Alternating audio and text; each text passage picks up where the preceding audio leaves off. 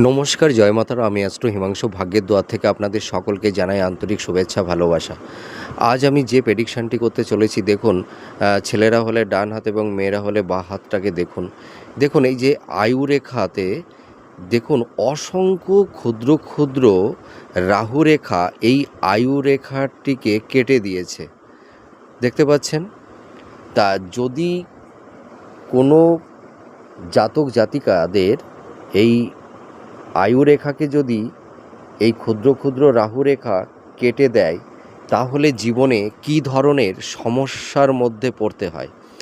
দেখুন, যাদের আয়ুরেখা আয়ুরেখা যদি অসংখ্য ক্ষুদ্র ক্ষুদ্র রাহুরেখা কেটে দেয়, তাহলে এদের জীবনে ভীষণ মানসিক চাপ, ডিপ্রেশন, এনজাইটি এই ধরনের প্রবলেম কিন্তু তৈরি হয়।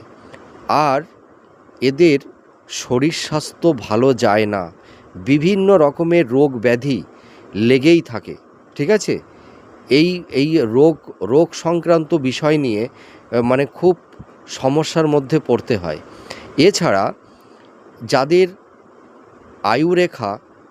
আয়ুরেখাকে রাহুরেখা কেটে দেয়, এদের যে কোনো কাজ করতে যাবে সেই কাজটি ঠিক সম্পূর্ণ সাকসেসফুল হবে না। তার যে কাজটা করবে সেই কাজটি ভুল সিদ্ধান্ত, সেই কাজের মধ্যে ভুল সিদ্ধান্ত নিয়ে নেবে, সেই কাজটা সঠিক প্ল্যান মাফিক সেই জাতক বা জাতিকা করতে পারবে না। এই ধরনের সমস্যাও কিন্তু তৈরি হয়। এর পাশাপাশি আর একটা জিনিস দেখা যায়, এদের জীবনটা ভীষণ সংঘর্ষময় হয়ে যায়। এদের ভাগ্য আপস অ্যান্ড ডাউনের মধ্যে চলে। এরা জীবনে কোনো কিছু সহজে প্রাপ্তি লাভ করতে পারে না, ঠিক আছে? বিভিন্ন রকমের সংঘর্ষের মধ্যে দিয়ে লাইফটাকে বিলং করতে হয়।